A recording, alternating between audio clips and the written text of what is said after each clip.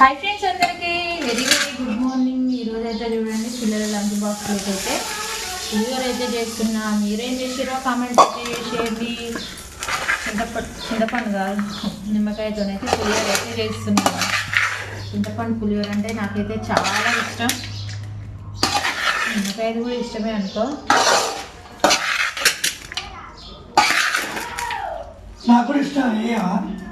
ఇంకా నేను చేయకుండా తింటానా?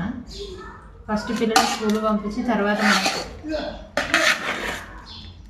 ఓకే ఫ్రెండ్స్, చూడండి మా పులిహోర అయితే రెడీ అయింది.